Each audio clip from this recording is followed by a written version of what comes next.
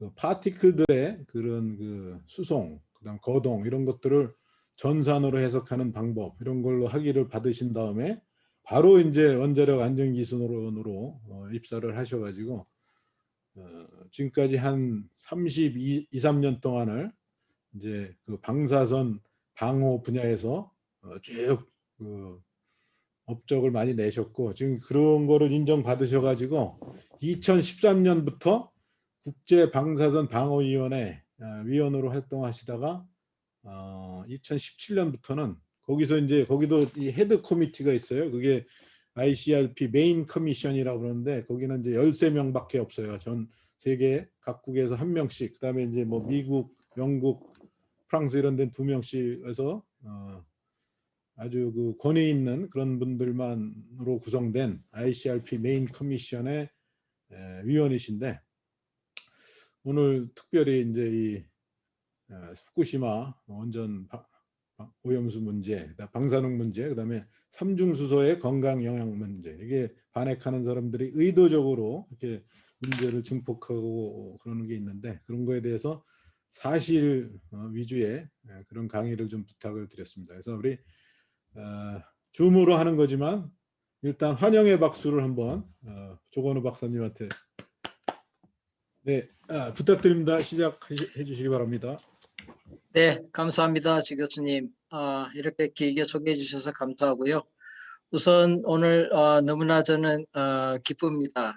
특별히 제 모교의 후배님들에게 이 주제를 제가 얘기할 수 있는 기회를 우리 지 교수님께서 주셔서 너무 감사하고 또 그 자리가 너무 기쁜 마음입니다. 그래서 제가 오늘 앞으로 한 60분 동안 여러분들하고 같이 이야기를 나눌 주제가 삼중수소 얼마나 위험한가 이 팩트 체크를 해보는 주제인데요.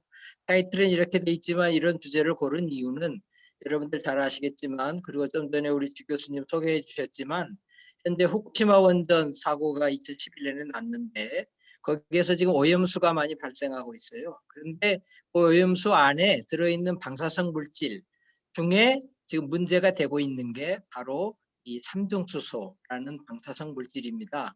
이 핵종이 문제가 되고 있기 때문에 제목을 이렇게 얼마나 위험한가 이렇게 저희들이 뽑았습니다. 그래서 일단 60분 동안 제가 준비한 슬라이드를 활용해서 여러분들에게 간략하게 말씀을 드리도록 하겠습니다. 여러분들이 지금 현재 2학년 핵공학개론이기 때문에 저 사실은 1978년에 핵공학개론을 수강을 했습니다. 그래서 여러분들께서도 아직 원자 핵분열, 그다음에 핵융합, 그다음에 방사성 물질, 그다음에 방사선이 얼마나 인체에 해로운 영향을 끼치는지 이런 제가 강의를 할 때 제가 사용하는 용어가 어쩌면 생소할 수 있어요. 생소할 수 있겠지만 제가 가급적이면은 최대한 여러분들의 눈높이에 맞춰서 한번 얘기를 끌어보도록 하겠습니다. 일단 간단하게 후쿠시마 원전 사고에 대해서 서론에서 언급을 해드리고 그 다음에 두 번째로 현재 시점에서 10년이 지난 현재 시점에서 방사능 현황이 어떤가 간단히 알아보고 그 다음에 현재 우리 사회의 원자력 분야의 핵심 이슈인 삼중수소 얼마나 위험한가 주제를 알아보겠습니다. 마지막에 부록으로 소개한 운스케어라는 국제기구의 작년 말에 나온 이 보고서는 참고로 제가 부록으로 실었는데 이 운스케어 2020 리포트에 담겨 있는 내용은 후쿠시마 원전 사고로 방사성 물질이 불행히도 많이 환경으로 나왔는데 그로 인해서 우리 사람 그리고 환경 이 얼마나 방사선 피해를 입었는지에 관해서 이 UN 산하의 전문 과학위원회가 바로 운스케어입니다. 이 운스케어에서 지난 10년간의 연구 결과 또 측정 결과 조사 결과를 총 정리해서 내놓은 보고서가 이 운스케어 리포트입니다. 그리고 제가 이 소개를 할 때 오늘 슬라이드에 여러 가지 그 웹사이트들을 주소를 제가 여러분들을 위해서 많이 소개를 했는데 운스케어 2020년 리포트를 다운로드 받아볼 수 있는 웹페이지도 제가 이제 나중에 슬라이드에 나옵니다. 그 현재 아래쪽에 보이시는 이 네이버 블로그의 이 웹사이트는 제가 개인적으로 방사선 안전, 방사선 방호에 관한 내용을 소개하는 네이버 블로그입니다. 그래서 이 강의가 끝난 다음에라도 이 블로그에 들어와 보시면 오늘 제가 얘기하는 내용이 상당 부분 다 이 블로그 안에 잘 글로 적혀 있습니다. 잠깐만요. 그 조건우 박사님의 애칭이 건우예요. 건우의 방사선. 제가 지어드린 겁니다. 조건우, 건우. 네, 근데 여기 감사합니다. 네, 조 네, 박사님 이거 라이트 클릭하셔가지고 레이저 네. 포인터를 선택하셔서 하시면 이게 포인팅을 하기가 좋아요. 네. 레이저 포인트, 발표자 도구, 발표자 도구, 포인터 옵션. 포인트 옵션, 네, 레이저 포인트. 그렇죠. 그러면 뻘겋게 돼가지고 네.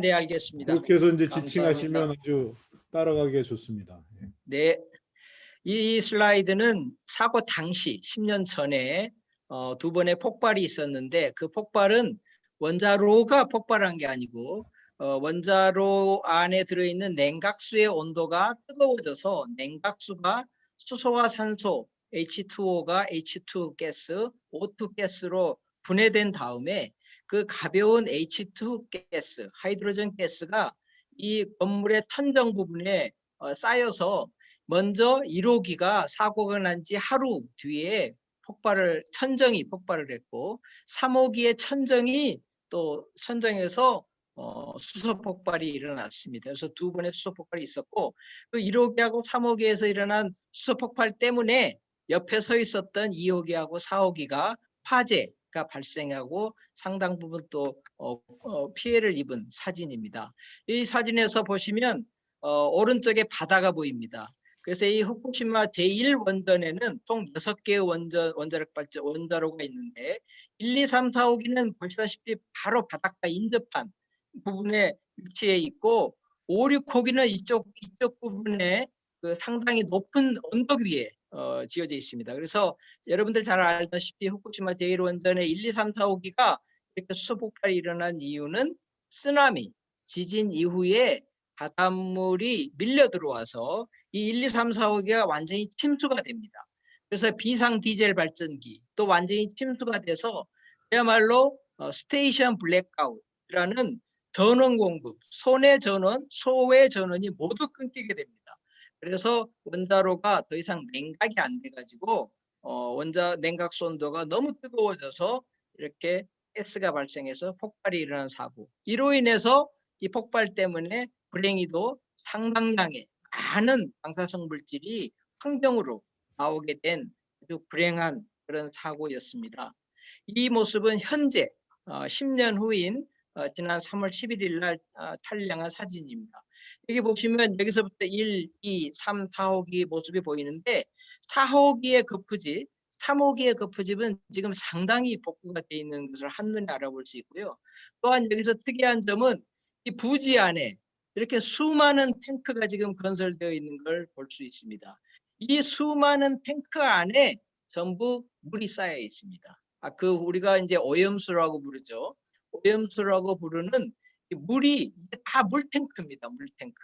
우리 방사성 물질이 들어있는 방사능에 오염된 그런 물이 이 탱크에 현재 잔뜩 쌓여 있는 게 현재의 모습이다라고 개략적으로 말씀을 드리고요. 이 슬라이드는 에어도스 레이트, 그러니까 공간 선량률입니다.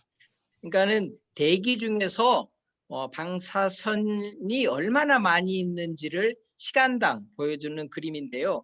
이 두 그림은 그러니까 헬리콥터, 항공기를 이용해서 공중에서 이렇게 측정한 자료입니다. 왼쪽의 그림은 2011년 11월, 오른쪽의 그림은 18년 10월 이렇게 해서 이 한눈에 봐도 이 빨간 부분, 이 노란 부분 이런 방사 공간 선량률이 높은 이런 지역이 현재 7, 8년 후에 확연히 줄어들고 있다라는 모습을 우리가 한눈에 확인할 수 있습니다. 여기 보시면은 74% 줄어들었다 이렇게 되어 있는데 현재 방사성 준위는 많이 지금 후쿠시마 현장에서 내려가고 있다라고 말씀을 드릴 수 있고 이 슬라이드는 상당히 우리 한국 사회를 지난 10년 동안 후쿠시마 사고 직후에 좀 시끄럽게 했던 그런 하나의 해프닝인데요. 여기 보이시는 이 사진에 있는 분은 도쿄대 교수입니다. 핵물리학자인 하야노 교수님인데 이 하야노 교수님이 논문을 하나 냈어요. 이 피나스라는 저널에 논문을 냈는데 후쿠시마 사고로 때문에 방사성 물질이 많이 나왔는데 그로 인해서 방사성 핵종 세슘 137 이게 이제 핵분열 생성물 우라늄 235가 핵분열을 일으키고 난 다음에 생겨나는 피션 프로덕트들이 많이 있는데 그 중에 하나죠. 대표적인 거죠. 이 대표적인 피션 프로덕트인 세슘 137이 이렇게 아마도 퍼질 것이다 라고 에스티메이션을 한 겁니다. 에스티메이션을 어떻게 했냐면 확산은 이러이러한 모델을 통해서 확산이 되고 또 선원항 그러니까 이 사고가 난 후쿠시마 제1원전에서 이런 정도 많은 양의 방사성 물질이 나왔을 거다라고 추정을 해서 컴퓨터 코드를 사용해서 시뮬레이션한 결과를 2012년에 이 피나스 저널에 실었습니다. 그걸 보시면은 칼라 코딩이 보시면 이게 이제 오염의 정도인데 이 칼라 코딩이 뭐 대부분 뭐 보라색 이렇게 되고 좀 색깔이 많이 보이죠. 그러니까 이렇게 보이는 그 지도를 한국의 그 경주에 있는 모 대학교의 김모 교수라는 사람이 이 저널에 실린 이 그림을 보고서 알아 후쿠시마 사고 때문에 일본 국토의 70% 이상이 오염됐다. 이런 얘기를 지난 7, 8년 동안 아주 뭐 수천 번 전국을 돌아다니면서 강연을 했습니다. 그래서 후쿠시마 사고 때문에 일본 열도가 완전히 오염됐다라는 인식이 우리나라에 상당 부분 퍼졌는데 이분이 그런 사실을 알고 하도 답답하니까 2019년 5월에 한국에 오셨어요. 그래서 원자력 학회에서 발표를 했어요. 내가 그 당시에 이 논문을 만들어냈던 것은 컴퓨터 코드로 가상의 모델을 써서 시뮬레이션한 결과였다. 실제로 일본과 미국의 정부가 공동 노력으로 아까 말씀드린 그 공중에서의 측정 결과는 이렇게 나타났다. 그래서 사실은 팩트는 이거였는데 이것은 내가 여러 이처한 가정을 써가지고 만들어낸 가상적인 지도다라는 사실을 말씀을 해 주셨습니다. 이제 현재 이 후쿠시마 현의 방사선 수준이 어떻게 변했는지 현재 수준이 어느 정도인지를 볼 수 있는데요. 이게 사고 직후입니다. 이게 이제 후쿠시마 현인데요. 보시면 상당 부분 지금 뭐 빨간색, 노란색 이렇게 오염이 많이 돼 있는 걸 우리가 알 수 있습니다. 많이 되는 걸 알 수 있는데 이제 2018년의 지도입니다. 이 대부분 상당 부분 이렇게 많이 오염이 줄어들었다는 걸 볼 수 있고 숫자적으로도 2011년 4월에 이런 단위 그러니까 이게 시간당 선량률이 얼마냐라는 그런 방사선 선량률 단위인데 이런 단위로 2074 수준까지 올라갔는데 현재는 뭐 이게 18년이지만 현재로 보시면 0.14 수준으로 내려와 있다. 그래서 굉장히 많이 10분의 1, 뭐 20분의 1 수준으로 내려와 있는 걸 알 수 있는데 그런데 문제는 뭐냐면은 사고 전에 후쿠시마 사고 전에는 이 후쿠시마 현이 대개 0.04 수준이었어요. 그러면 후쿠시마 사고 전에 0.04 이게 이제 자연 방사선에 의한 숫자인데 자연 그 사고 전보다 아직도 한 3배 이상 높다. 이렇게 이제 얘기는 할 수 있습니다. 그러니까 후쿠시마 시티 여기 있는 후쿠시마 시가 여기 있어요. 이게 이제 현청이 있는 곳인데 후쿠시마 시의 현재의 방사선 수준은 사고 전에 3배 수준이다. 이게 가장 정확한 팩트입니다. 그러니까 아직 후쿠시마 시의 방사선 수준이 사고 전으로 완전히 돌아갔다. 이건 아닙니다.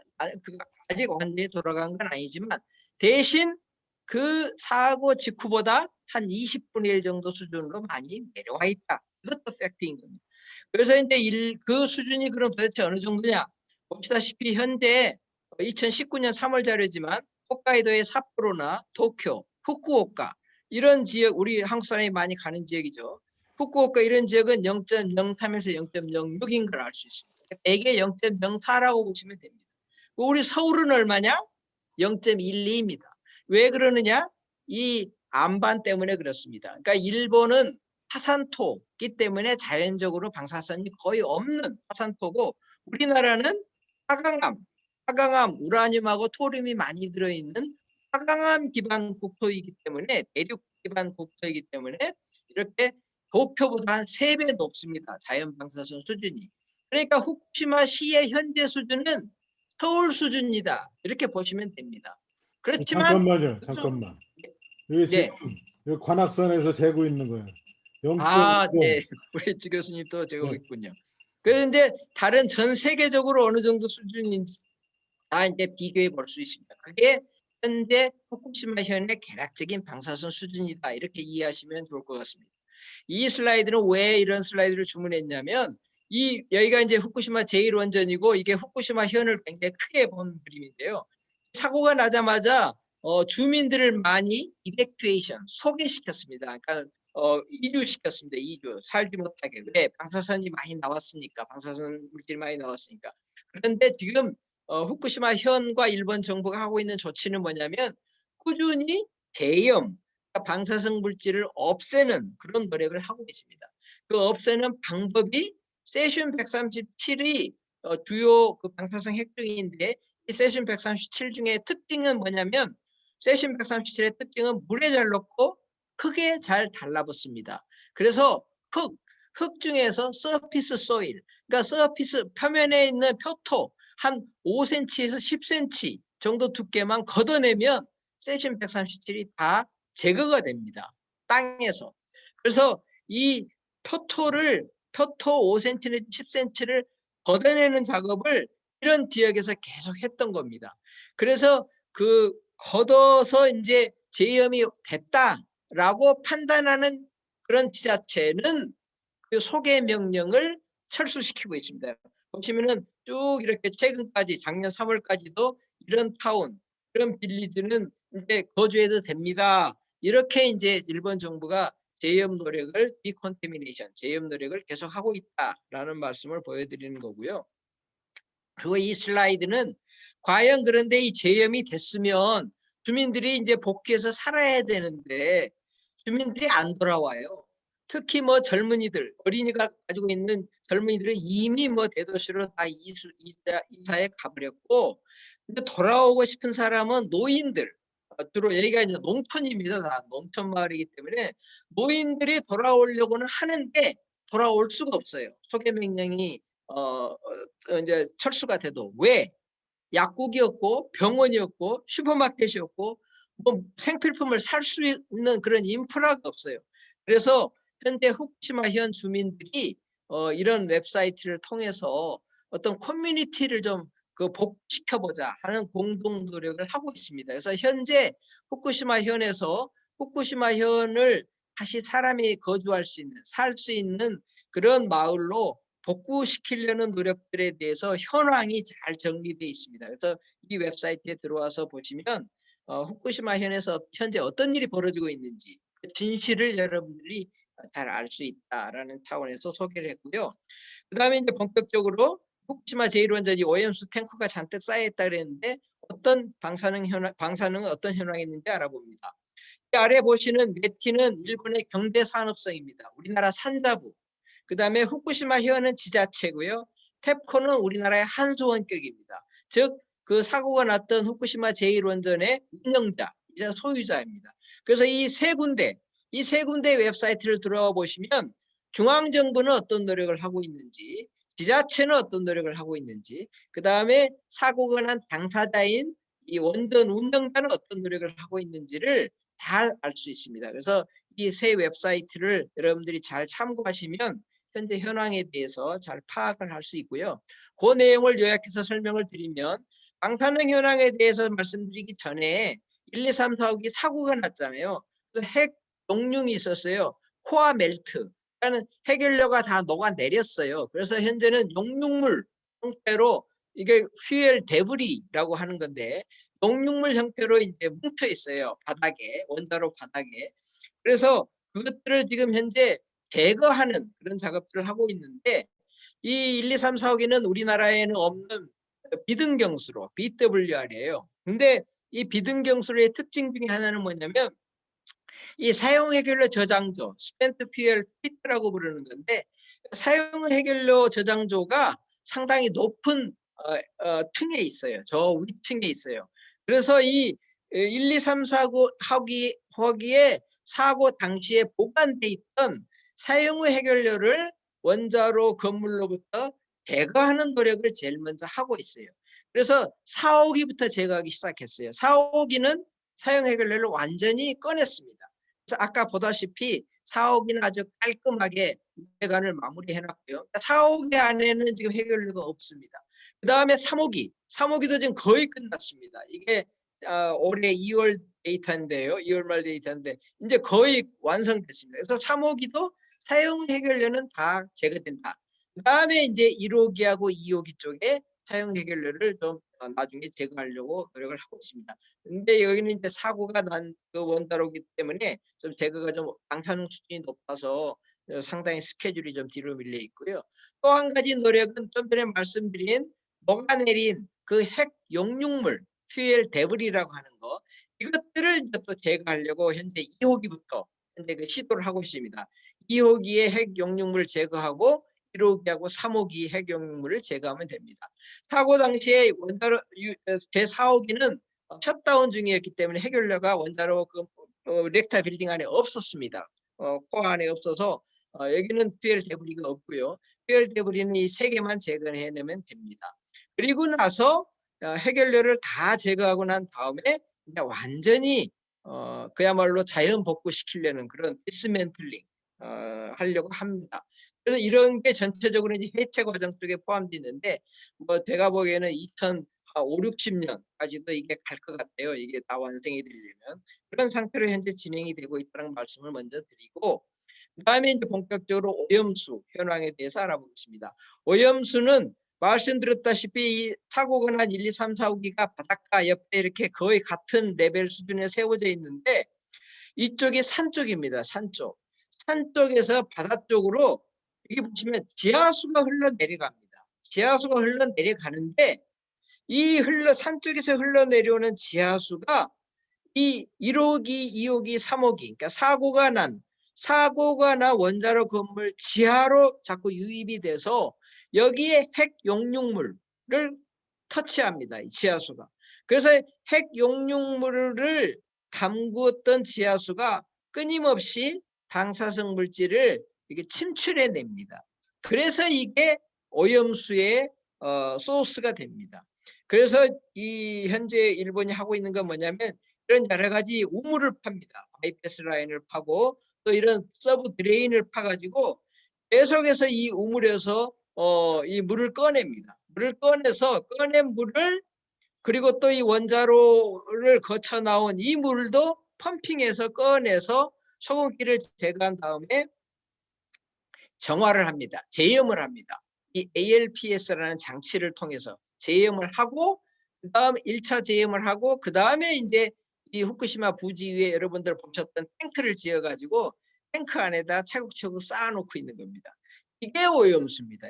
이게 오염수. 그러니까 이 원자로 건물 속에 들어갔다가 상당량 방사성 물질이 오염된 이 물질이 지하수 유입되는 지하수 때문에 끊임없이 생겨나고 끊임없이 생겨나는 것들을 이렇게 꺼내서 제염을 해서 다시 이쪽에 탱크 안에 보관하고 있다. 그래서 현재 이게 후쿠시마 원전의 오염수 문제, 방사능 오염수 문제를 일으키고 있습니다. 그래서 이제 이 유입되는 지하수를 좀 줄여보자라는 차원에서 일본이 한 조치 중에 하나가 바로 이 여러분들 혹시 들어보시는 모르겠지만 동토 타수벽. 그러니까 차수, 물을 막는 벽인데 동토, 땅을 얼리겠다. 땅을 얼려가지고 얼음벽을 못 뚫고 들어오니까 땅을 얼려서 이 원자로 건물 터빈 빌딩을 다 둘러싸가지고 이 속으로 물이 안 들어오도록 지하수가 안 들어오도록 해보겠다. 그래서 이런 동토 타수벽도 설치했고 또 바닷물로 못 나가게 이런 여러 가지 장치들을 좀 만들어 놨습니다. 이런 장치들을 만들어 놨고 또 펌핑도 계속해서 해냅니다. 이 물들이 다 일로 가는 겁니다. 알프스로. 그래서 이것들이 다 모든 물들이 여기에 쌓이는 겁니다. 그래서 현재 이 방사능 오염수 문제가 심각하다라고 이제 문제가 있다라고 지금 현재 얘기할 수 있고, 그래서 지금 제가 말씀드린 내용을 또 간단하게 요약해 보면 11년 3월에 사고가 났지만 지금까지도 10년이 지난 지금까지도 방사능 오염수 처리 문제가 있다. 그런데 도쿄전력은 계속해서 이걸 해결하기 위해서 노력을 해왔다. 그런데 그 해결하는 노력 중에 하나가 바로 이 알프스, 우리말로는 이제 다액종 제거 설비.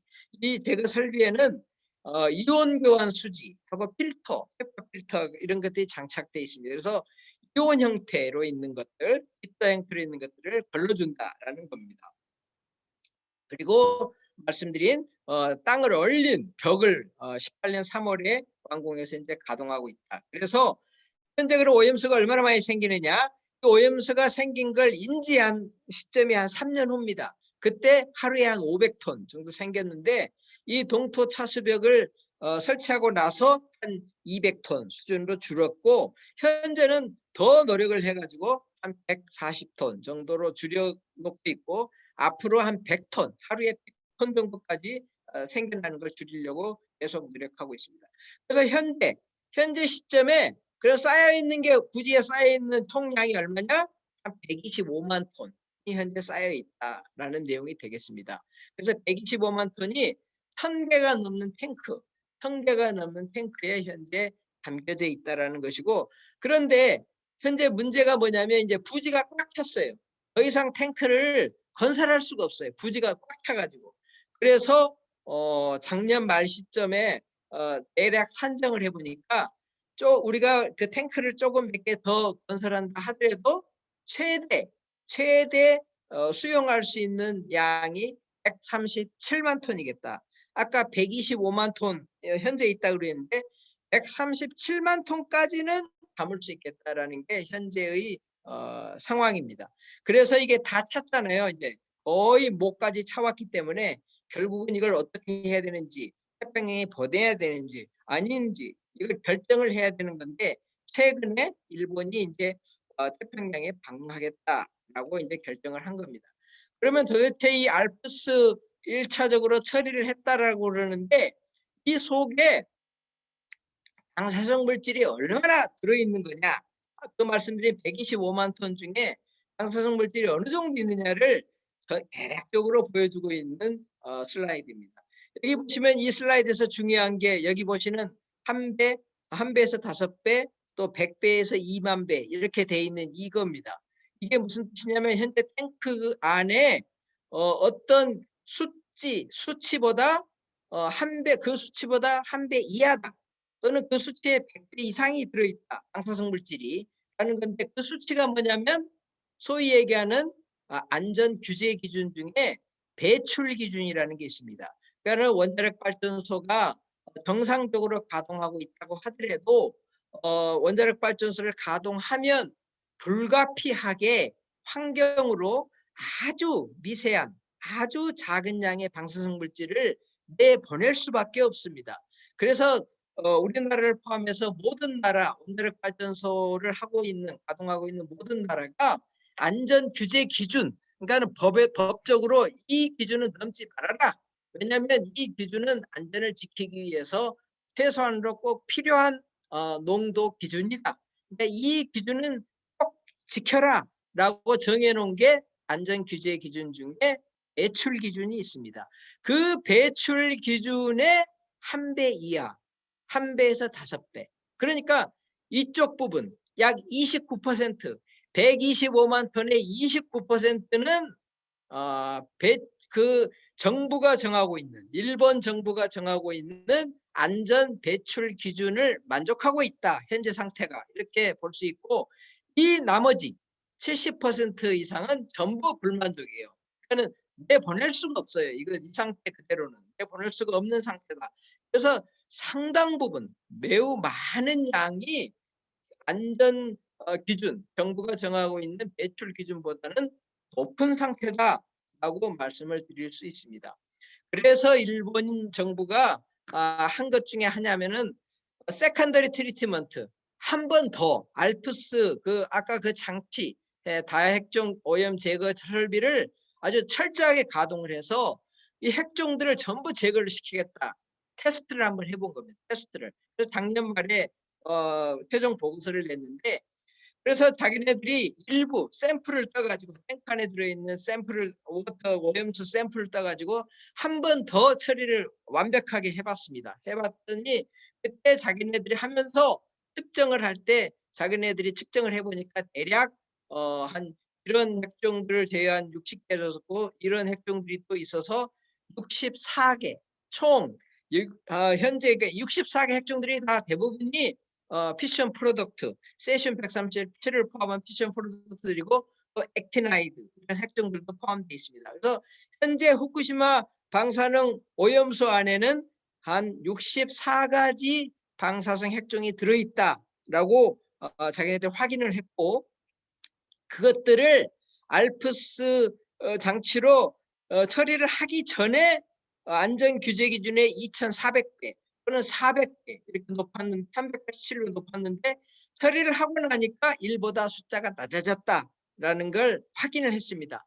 다만 삼중수소는 못 낮춥니다. 이 알프스 장치로 삼중수소는 낮출 수가 없었다라는 보고서를 냈는데, 그 64개 핵종 중에 가장 많이 들어있는 그런 대표적인 핵종들, 이런 핵종들은 처리 전에 알프스를 2번 처리하기 전에 세슘 137은 한 6.7배, 스트론튬 90은 2155배 이렇게 들어있었는데 처리를 하고 나니까 몽땅 다 1보다 낮아졌다라는 것이 됐고, 계략적으로 봐도 주요 7개 핵종은 0.15 아래, 2000배 이상, 2100배 이상 높았던 게 0.15 수준, 1보다 낮은 수준 다 내려갔는데 유독 삼중수소만은 알프스 장치로 처리를 해더라도 아직도 한 14배 높은 이 샘플 탱크에 있는 것은 14배 높은 것으로, 삼중수소는 아직도 그 배출 기준, 안전 규제 기준을 만족하지 못하고 있다라는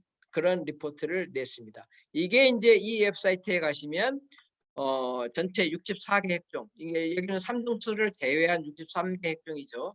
이 전체적인 63개 핵종, 이런 핵종들이 현재 들어있다. 대부분이 피션 프로덕트고 일부 이제 제가 말씀드렸지만 이런 플루토늄, 아메리슘 같은 것들이, 퓨리움 이런 것들이 이제 액티나이드죠. 이런 핵종들이 현재 들어있다라는 겁니다. 그러면 현재 알프스를 돌리더라도 그 농도를 낮추지 못하는 삼중수소는 왜 그러느냐? 그 이유는 삼중수소, 이 트리티움은 H의 그 동위원소이기 때문에 보통 물 H2O 중에 H 중에 하나가 이 삼중수소로 치환된 H2O 형태라는 삼중수소 삼중수소 물로 존재하기 때문에 그냥 물하고 똑같아요. 그래서 이런 이온 교환 수지나 필터로는 걸러지지 않는다. 그리고 이 삼중수소는 반감기가, 물리적인 반감기가 12년이 넘습니다. 그래서 자연 소멸되지 않습니다. 그래서 물에 계속 남아있다. 그리고 이제 그래서 3년 후쯤에 이 오리겐2라는 컴퓨터 코드를 써가지고 대략 삼중수소 방사능 총량이 얼마인지 해봤더니 이런 8.3 곱하기 10의 14승 베큐렐, 여기 베큐렐이라는 단위가 나오는데 이 베큐렐이라는 단위는 1초에 1개, 방사선이 1초에 1개 나오면 그걸 1베큐렐이라 그럽니다. 그러니까 1초에 8.3 곱하기 10의 14승 개가 나온다. 삼중수소가 현재 그런 정도 현재 후쿠시마 오염수 안에 들어있다라고 저희들이 에스티메이션을 할 수 있습니다. 그리고 그 탱크가 굉장히 많잖아요. 1000개가 넘잖아요. 그것들을 이제 이 탱크에서 탱크 시료 샘플을 떠가지고 측정을 해봤더니 엄청나게 편차가 크더라. 그래서 그런 오염수가 발생한 시기, 또 보관되는 탱크에 따라서 농도가 너무 상당히 차이가 많이 나더라는 것도 확인을 했습니다. 실제 측정을 통해서 2011년 3월부터 2019년 4월까지 이런 위치에서 측정을 해봤더니 뭐 보시면은 여기 이제 잘 안 보이시겠지만 이게 1000만이고 이게 100만이고 이게 10만입니다. 여기 파란 선이 배출 기준입니다. 일본 정부가 정한 배출 기준 6만 선인데요.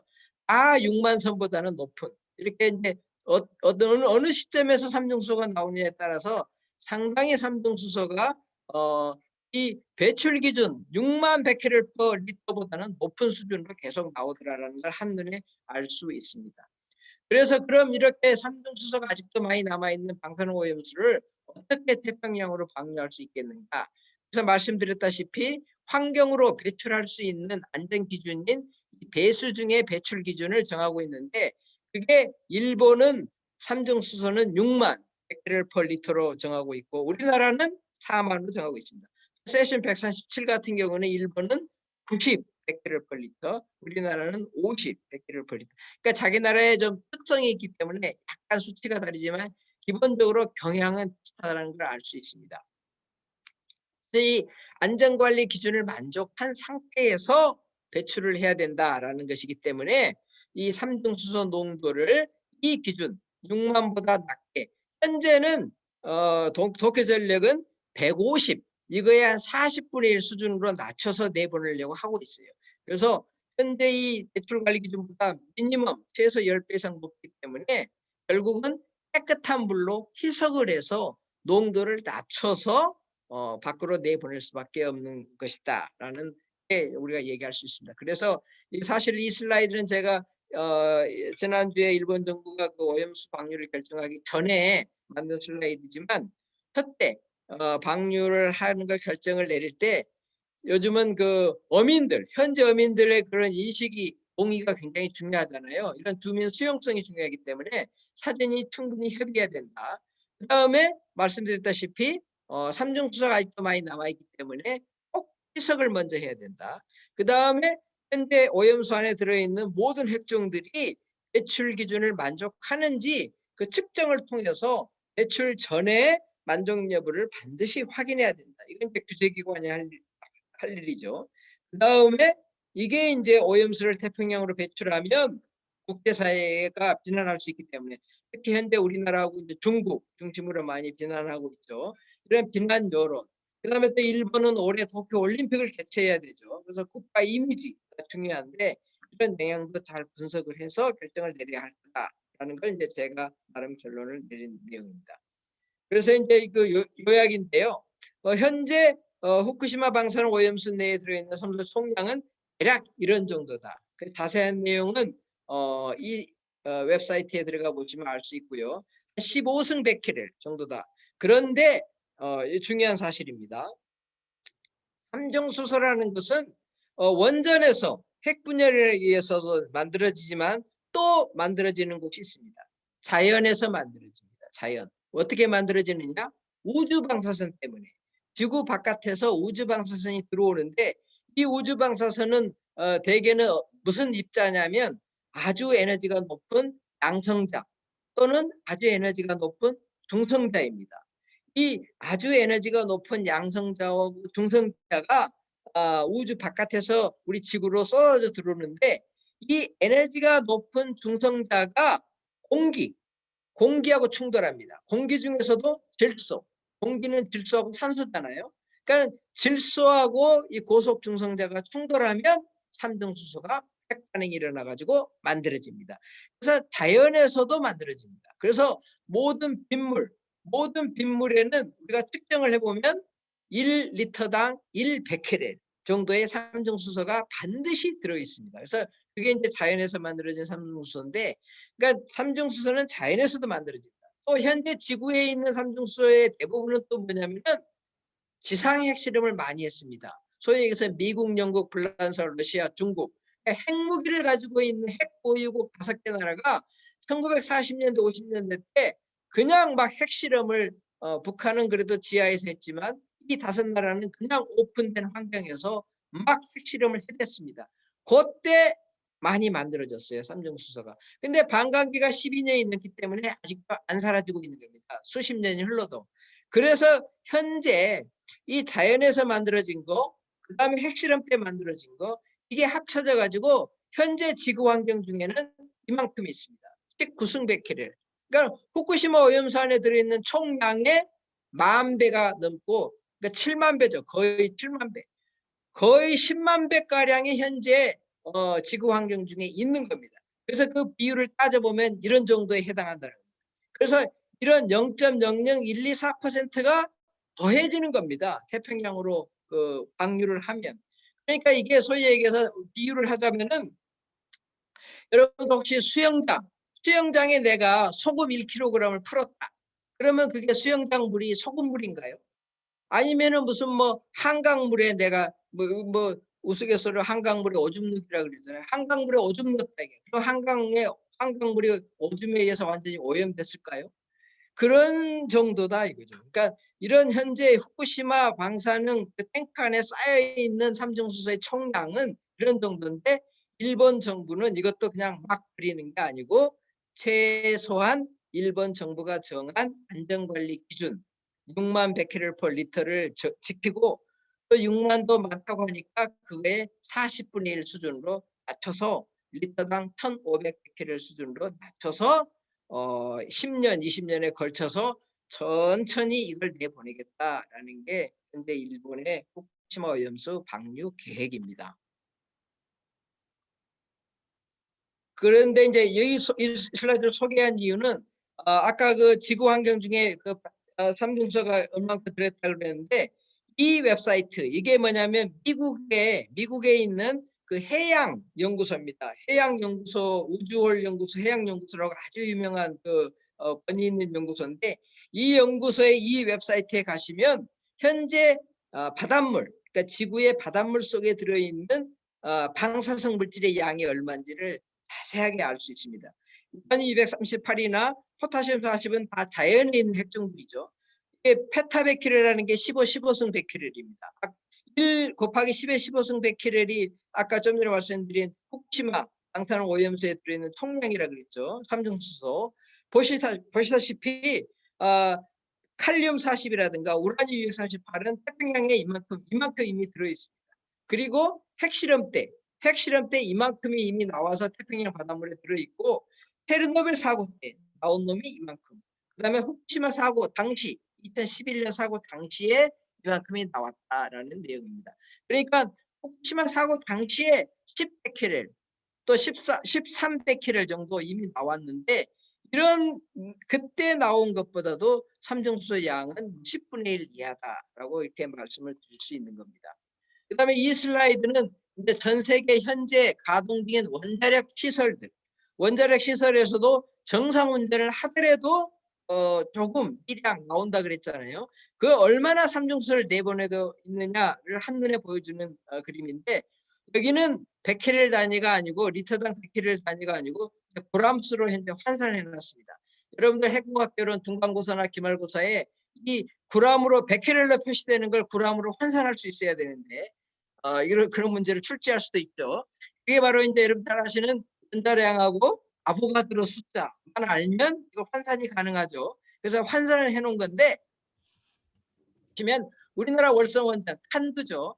칸두 타입이기 때문에 많이 나옵니다. 이런 정도 액체기처리 이런 정도 나오는데 더 많이 나오는 것은 예전에 지은 칸두 카나다의 브루스 원전들 보시다시피 1년에 2015년 한 해 동안에 보시다시피 현재 오염수 있는 양보다 훨씬 많이 내보냈어요. 이미 카나다에서는.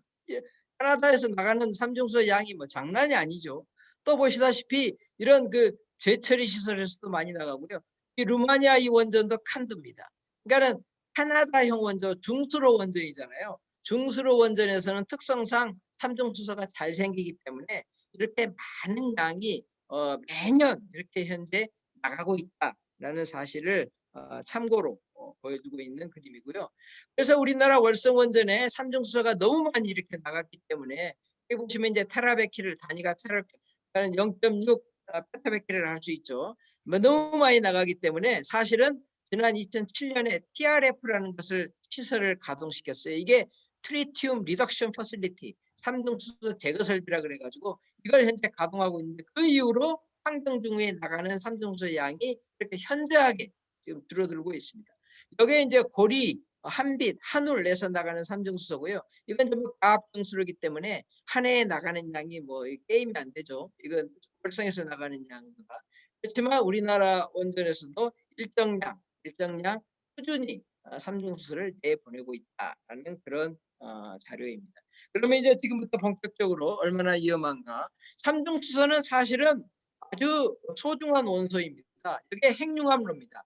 핵융합로의 에너지 소스가 바로 삼중수소죠. 또 삼중수소는 이 수소폭탄을 만드는데 없어서는 안 되는 거죠. 그러니까 북한이 지금 수소폭탄이 있다 없다 뭐 우리 여러 가지 설왕설래가 있죠. 삼중수소를 썼으면 수소폭탄이 되는 거고 아니면 뭐 안 되는 건데, 그리고 삼중수소는 주로 야광 기능이 있습니다. 그래서 야광 시계 또는 비상등, 전원 공급에 필요 없는 비상등, 이런 목적으로 많이 활용되고 있는 게 삼중수소다. 근데 삼중수소에서 나오는 방사선은 베타선이다. 여러분들 방사선이 알파, 베타, 감마, X선 이런 거 있는 거 아시죠? 그 중에서 베타선이 나온다. 그리고 이건 자연에서 우주선에서도 만들어지고 또 원자로에서 바이 프로덕트로도 만들어진다라는 것이고요. 근데 그리고 삼중수소는 화학적으로 이게 삼중수소 수 형태로 존재한다. 그래서 H2 형태로 존재한다. 그리고 삼중수소수는 냄새도 없고 색깔도 없어서 거의 대부분 그냥 보통 물하고 같이 움직인다. 그래서 이 보통 물하고 같고 우리 몸의 3분의 2 이상이 물이기 때문에 사람 몸속에 언제든지 삼중수소가 들어올 수 있다라는 내용입니다.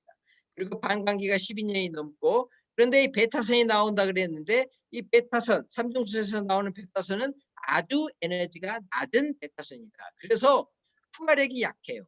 공기 중에서 밀도가 0.001293g/cc인 공기 중에서 6mm밖에 못 날아가요.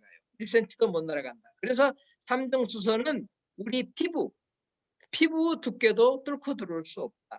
그래서 이 삼중수소에서 나오는 베타선이 혹시 위험할 수 있는 경우는 아주 많은 양의 삼중수소가 우리 몸 안에 들어왔을 때, 호흡이나 또는 피부를 통해서 또는 입을 통해서 우리 몸속으로 들어왔을 때, 그때도 아주 많은 양이 들어왔을 때 위험할 수 있다. 그리고 삼중수소는 화학적인 독성은 없다. 그냥 물이기 때문에 전혀 없다. 그래서 만약에 독성이 있다면 전부 방사능 독성이다라는 사실입니다. 그러면 도대체 이 방사능 독성이 얼마나 세냐? 삼중수소가. 그것을 밝혀주고 있는 국제기구가 제가 현재 활동하고 있는 ICRP입니다.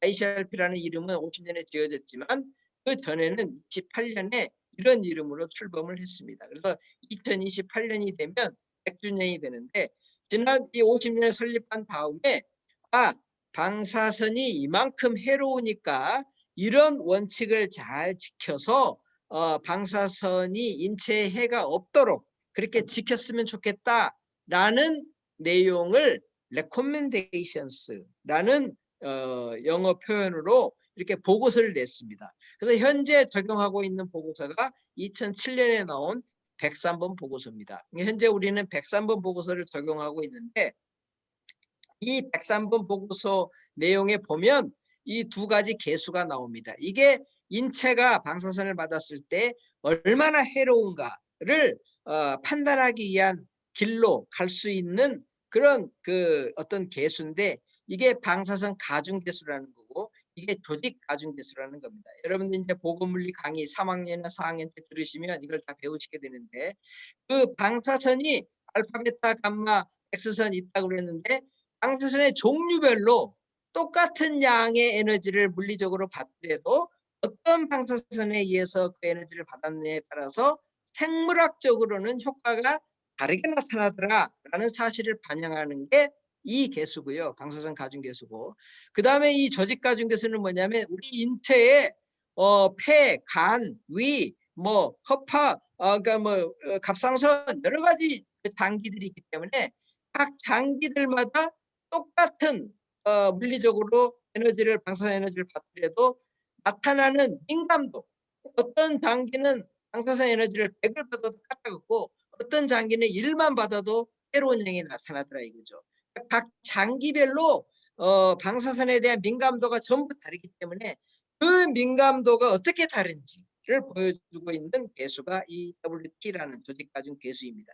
그래서 이 어떤 방사선에 의해서 어느 장기에 방사선 에너지를 맞았느냐, 그러면은 해로운 영향이 이런 정도 나타날 수 있다라는 게 이겁니다. 도스 코에피시언트, 선량 계수. 그래서 방사성 핵종은 뭐 수백 가지가 넘잖아요. 수백 가지가 넘는 방사성 핵종별로 그 방사성 핵종 하나가 우리 몸 안에 들어왔을 때 해로운 정도가 이런 정도다라는 보고서가 바로 이 보고서들입니다. 여기에서 정한 이 두 개수값을 활용해서 이렇게 보고서를 내고 있는데, 현재 ICRP가 이 103번 보고서에 담겨 있는 이 두 개수값을 이용해서 선량 계수 노스 코에피시언트가 얼마인지를 이 보고서로 쭉 발간을 하고 있습니다. 이 보고서는 먼저 occupational 작업자, 성인 작업자에 대한 선량 계수고요. 그 다음에 일반인은 좀 다릅니다. 그래서 일반인 같은 경우는 이제 이 보고서가 끝나면, 올해 이 마지막 보고서가 끝나면 이제 일반인에 대한 선량 계수. 그래서 현재 일반인에 대한 선량 계수는 이 보고서 60에 담겨 있는 이 두 개수값을 사용해서 이 보고서에 담겨 있는 선량 계수값을 적용하면 됩니다. 그래서 현재 이 선량 계수값만 알면 삼중수소라든가 세슘 137, 스트론튬 90이 방사능이 100kg를 있었을 때, 1000kg를 있었을 때 인체 해가 얼마나 위험한가라는 것을 이 계수값만 비교해 보면 알 수 있다라는 겁니다. 그런데 이제 약간 전문적인 내용이 나오는데, 이 ICRP 웹사이트에 가면 좀 전에 말씀드린 이런 보고서들을 전부 다운로드 받아서 여러분들이 공부할 수 있습니다. 여기서 이제 그 선량이라고 그랬는데, 사실은 이 선량이라는 것은 ICRP가 사실은 이게 생략되어 있는 겁니다. effective, 우리말로는 유효입니다. 유효라는 말을 생략하고 그냥 도수 코에피시언트 이렇게 쓰는 건데요. 유효 선량의 개념입니다. 이 유효 선량이라는 것은 바로 이제 E라고 표현이 되는데, 이거 어떻게 산출이 되냐면, 이게 이제 물리적인 양입니다. 흡수. 그러니까 어떤 티슈에 어떤 방사선이 얼만큼 물리적으로 에너지를 줬는지, 여기에 좀 전에 설명드린 방사선 가중 개수를 곱하면 그게 HT가 됩니다. 이게 등가선량이라고 부르는 겁니다. 등가선 이퀴벌런트 도수. 그리고 이 등가선량, 이 값이죠. 이 등가선량에다가 조직 가중 개수를 가중하면 결국은 이 유효선량이 나옵니다. 그래서 이 유효선량은 이렇게 WR과 WT를 사용해서 물리적으로 측정 가능한 양으로부터 유도해낼 수 있다. 그런데 외부 피폭은 우리가 도시메터, TLD, ASL 이런 어떤 물리적인 기품들을 사용해서 측정을 할 수 있잖아요. 이게 외부 피폭입니다. 우리 몸 바깥에서 오는 총 에너지양, 이 물리량은 우리가 물리적으로 측정을 할 수 있는데, 몸 속에 들어간 거, 이건 측정을 할 수가 없거든요. 이것은 결국은 좀 전에 제가 설명드린 이 개수들, 노스 코에피시언트를 사용해서 흡입이 됐을 때, 이놀레이션, 코를 통해 들어왔을 때, 인제스션, 입을 통해서 섭취했을 때, 그때 각각의 개수를 활용해서 이것은 에스티메이션을 하는 겁니다. 그래서 이 내부 피폭으로 들어온 유효 선량, 이걸 하고 외부 피폭으로 받은 이 양을 두 개를 더하면 총 유효 선량이 되는 겁니다. 그런데 삼중수소는 지금 이건 없다 그랬죠. 피부도 몰두고 들어오니까 이건 0입니다. 0이 되니까 삼중수소는 이것만 따지면 됩니다. 그러니까 내부 피폭으로 받은 유효 선량만 따지면 되고, 그래서 삼중수소가 얼마나 위험한가는 이것만 비교해 보면 됩니다. 이 수치, 즉 호흡을 통해서의 선량 계수, 섭취했을 때의 선량 계수, 이 두 개수값만 비교해 보면, 이게 인텐시티죠, 방사능이죠. 그러니까 몸에 들어온 양이죠. 이 두 개수값만 비교해 보면 100kcal이 들어왔을 때 얼마나 상대적으로 위험한지 또는 위험하지 않는지를 알 수 있다라는 내용이 됩니다. 이것은 특정량, 이 HP10에 관한 내용입니다. HP10에 관한 내용인데, 이건 삼중수소는 해당이 없다 그랬죠. 삼중수소에 해당이 없다는데, 특정은 ICRU라는 기관이 합니다. ICRP의 시스터 기관입니다. 자매 기관인데 특정에 관련된 기관입니다. 그래서 이 기관의 이 보고서를 보시면, 이 기관 홈페이지에 가면 특정, 물리적으로 측정하는 양은 이걸 참고하시면 되고요. 우리의 관심사는 결국은 선량, 유효 선량으로 표현되는 이 선량을 받았을 때 얼마나 해로운가라는 걸 봤을 때, 이게 이제 암 사망 위험도입니다. 아까 모두에 말씀드린 유엔산하 전문기구, 유엔산하위원회 이 웹사이트에 들어가시면 이 자료를 다 받아볼 수 있는데, 그걸 도식적으로 표현해 놓은 겁니다. 그러니까는 암으로 죽을 확률이 0.1 그레이, 여기서 그레이라는 게 또 나오는데, 아까 말씀드린 유효 선량에 다니는 시버트입니다. 그래서 감마선하고 엑스선, 너무 전문적이지만 감마선하고 엑스선의 경우에는 1g는 1시버트하고 같습니다. 같아서 그냥 이것을 0.1 시버트라고 이해하셔도 좋습니다.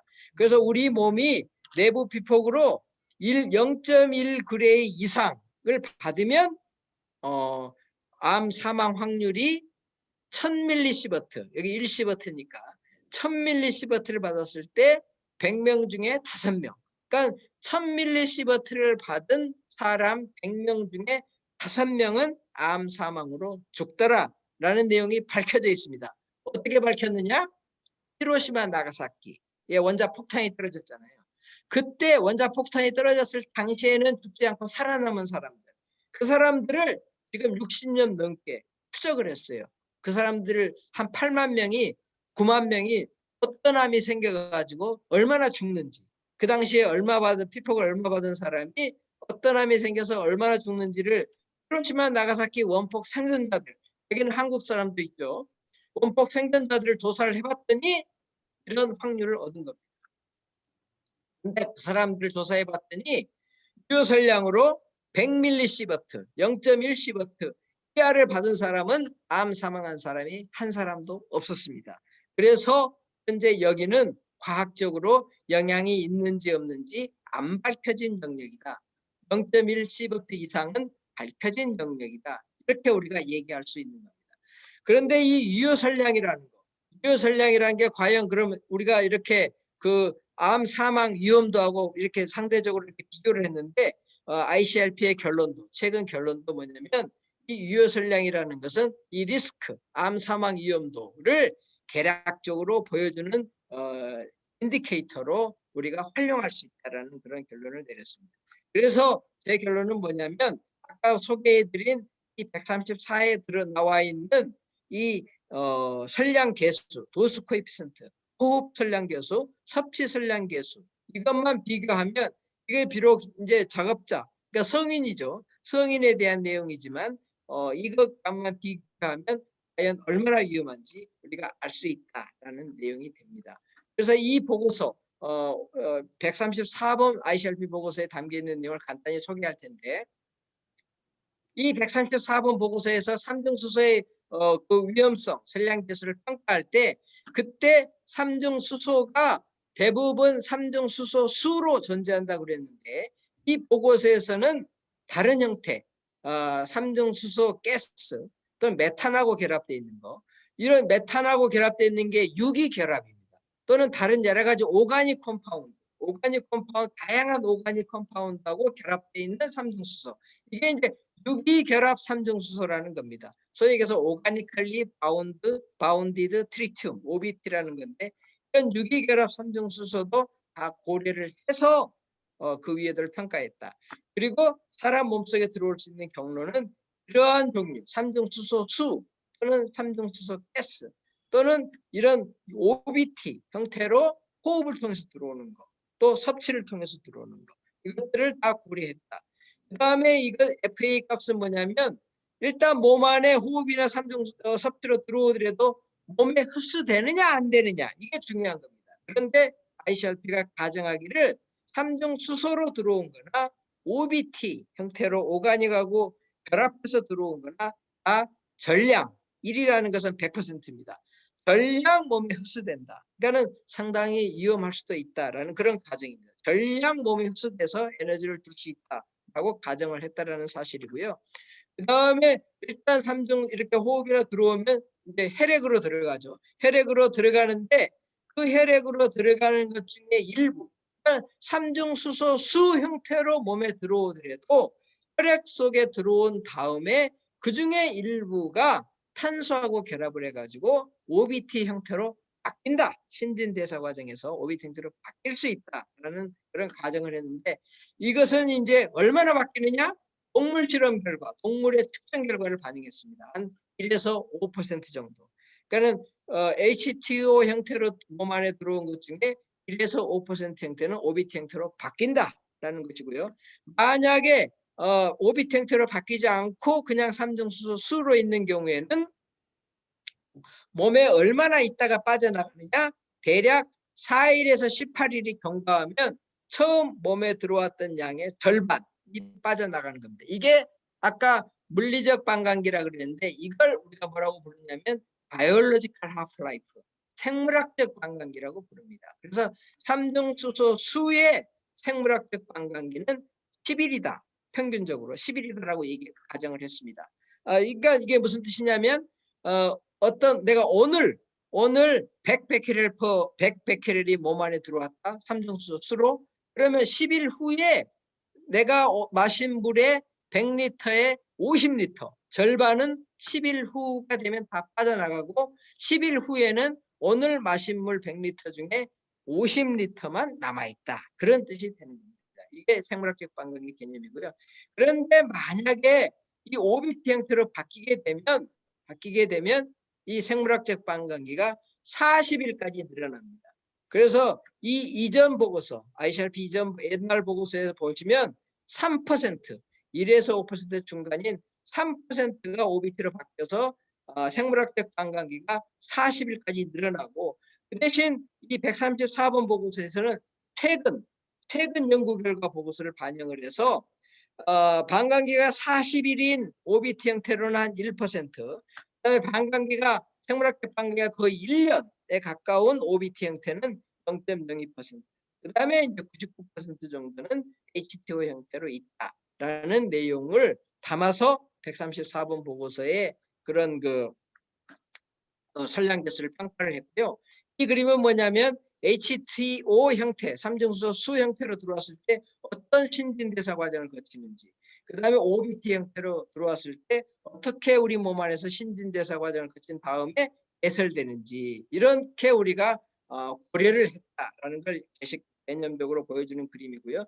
그 결과 좀 전에 말씀드린 선량계수, 이걸 평가를 해봤더니 이런 단위로, 그러니까 1베케렐이 들어왔을 때 얼마만큼 밀리시버트를 주느냐를 평가를 해봤을 때 호흡 형태로 들어왔을 때 삼중수소 수 경우는 2 곱하기 10에서 8승 밀리시버트 per 베케렐.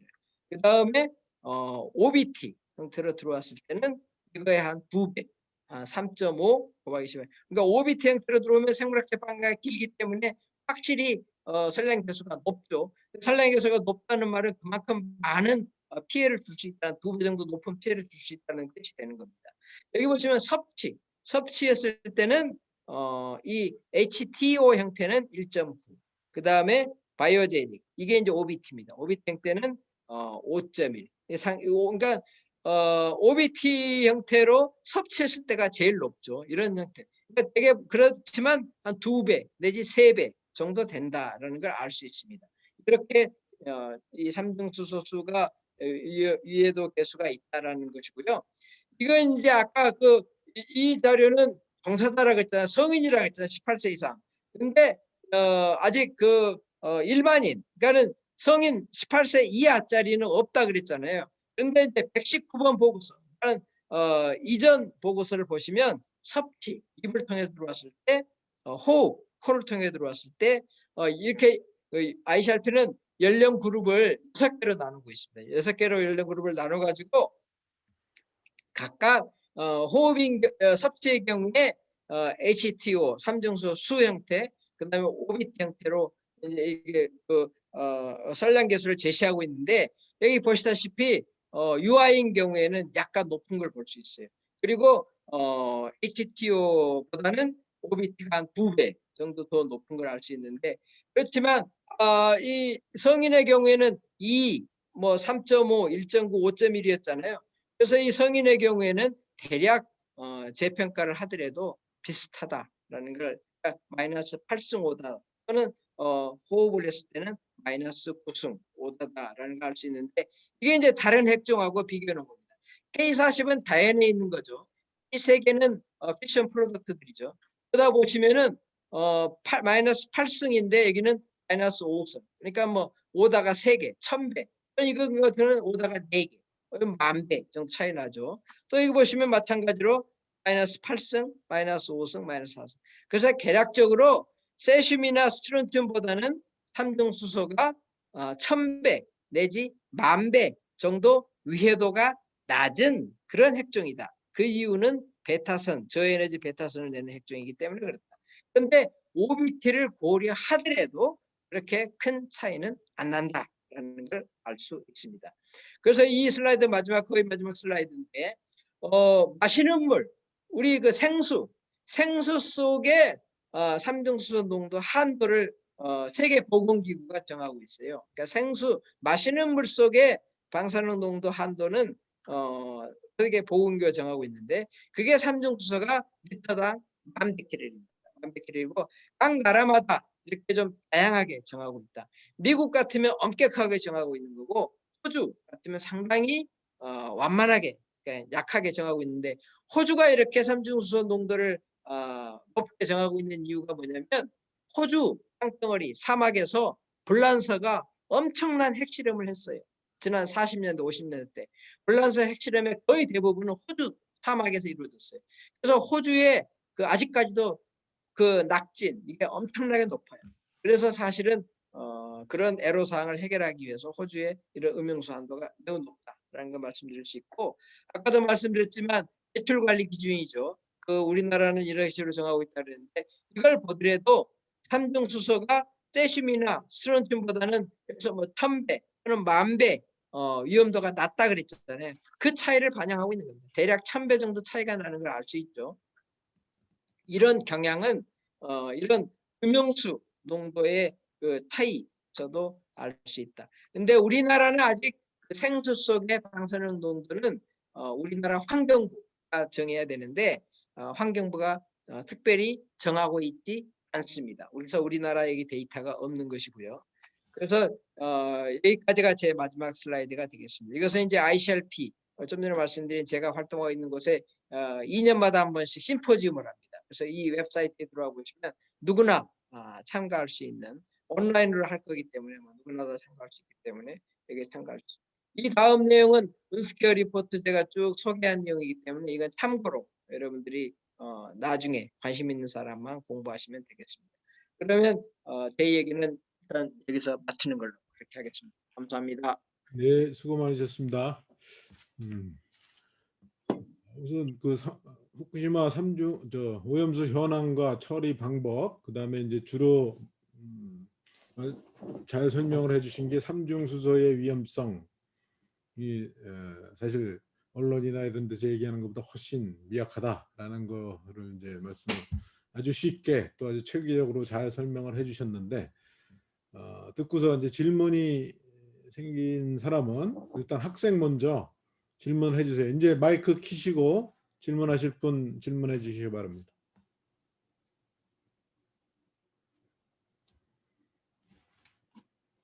학생들이 먼저 하시고 아무나 먼저 하세요. 네.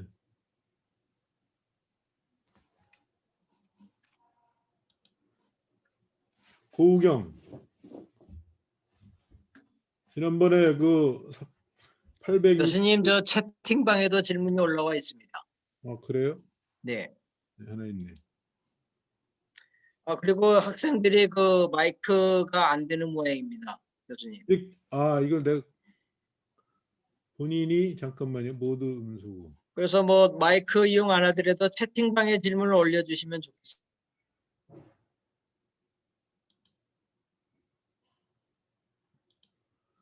자, 모두 음소거 해제하고 얘기하면 되고요.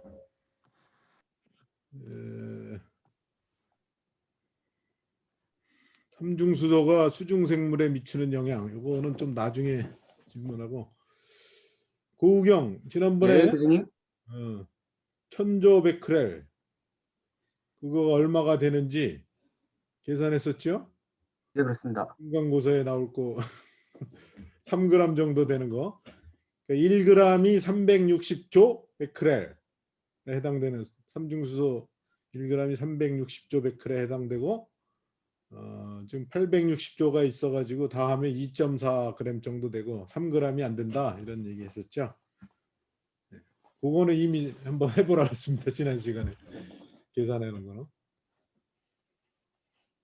자, 질문. 교수님 채팅방에 하나 올라와 있습니다. 예, 그러면 손재원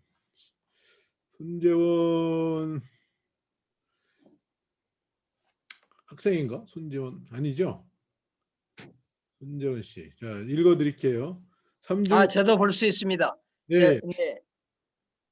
그럼 일단 이거 답변을 가능하면 네, 제가 그러면 우리 손재원님께서 올려주신 그 채팅방에 올려주신 질문에 대해서 간단히 답을 드리면은요.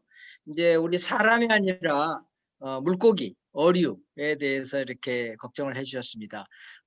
이런 그 사람의 어떤 이야기 아니고 우리 생태계에 있는 동물 또는 식물에 대해 식물들이 동물이나 식물들이 방사선을 받았을 때 얼마만큼 해로운지 그거에 관해서 이제 질문을 주셨는데. 여기는 특별히 이제 핵종은 삼중수소고 또 물고기, 어류에 대해서 말씀 주셨는데 이런 그 환경 중에 삼중수소를 포함한 여러 가지 다양한 방사성 핵종들이 들어있을 수 있는데 이런 다양한 방사성 핵종들이 생물체 안에 특히 어류 안에 들어갔을 때 이런 어패류 안에 들어갔을 때 바다 물속에는 농도가 얼마인데 그런 생물종 안에서는 얼마인지 이런 것을 우리가 농축계수라 그럽니다. 농축계수라는 용어를 사용해서 활용하는데 그런 농축계수들을 현재 측정을 해 나가고 있습니다. 사실은 이런 그 ICRP를 포함한 전 세계 과학자들이 방사선에 대한 피해를 걱정할 때 20세기 말 그러니까는 1990년대까지만 해도 사람만 관심이 있었지 이런 동식물은 별로 관심이 없었어요. 다른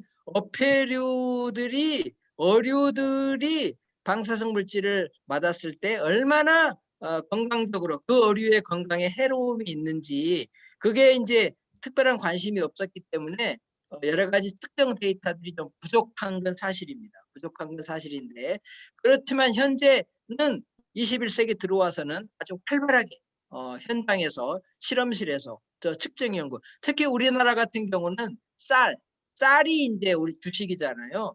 쌀이 방사선 환경에 노출됐을 때 얼마나 농축이 되는지 이런 데 대한 연구가 원자력 연구원 중심으로 매우 활발하게 되고 있다라고 이제 말씀을 드릴 수 있는데 여기 질문 주신 것은 결국은 이제 그 이유는 혹시 물고기 안에 삼중수소가 남아 있으면 그거 물고기를 잡아가지고 우리 사람이 먹을 수 있기 때문에 내 몸에 얼마나 삼중수소가 오는지 그게 걱정이 돼가지고 지금 이렇게 그 질문을 하신 걸로 이제 질문의 취지는 이해가 되는데 말씀드렸다시피 그러니까 대개 농축계수가 바닷물의 농도보다도 어패류 안의 농도가 훨씬 낮아요. 그러니까 어패류 안에 농축되는 양은 그 농도는 바다 물속에 들어있는 농도보다도 엄청나게 낮아요. 뭐 1000배, 10,000배, 10만 분의 1배로 되게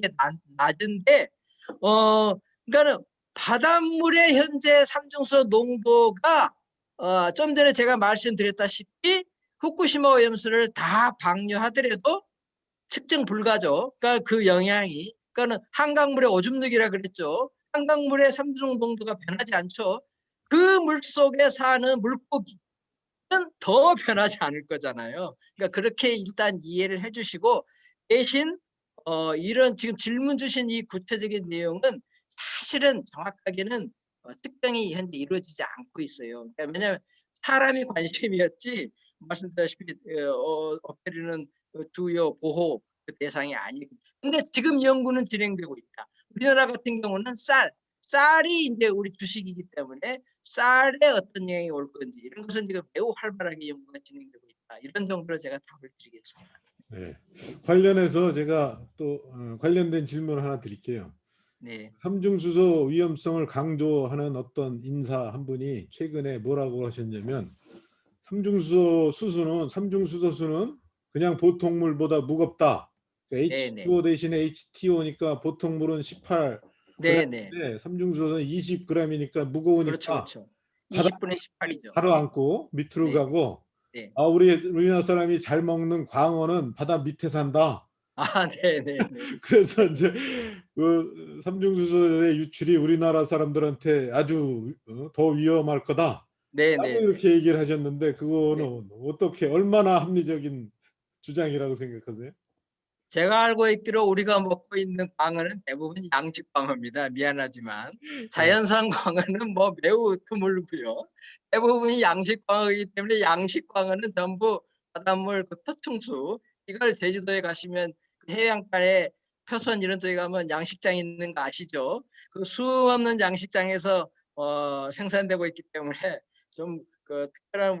근데 20분의 18로 원자량이 18에서 20으로 증가하는 건 맞죠? 그래서 무거운 것도 맞죠? 그래서 더 가라앉을 수 있는 것도 맞는데, 실제로 사실은 그 바닷물의 깊이별로 시료를 채취해 가지고 삼중수소를 측정해 봐야 되는데, 실제로 그런 측정도 사실은 지금 현재 없어요. 이루어지지 않고 있기 때문에 과학적인 팩트 데이터가 과연 20분의 18분의 20으로 무거워진 게 얼마만큼 바다 아래쪽으로, 수심 아래쪽으로 내려갈 수 있느냐, 이거에 대해서 제가 무슨 데이터를 가지고서 말씀을 드릴 수는 없지만, 근데 이제 그 네, 광어 먹어서 걱정이다.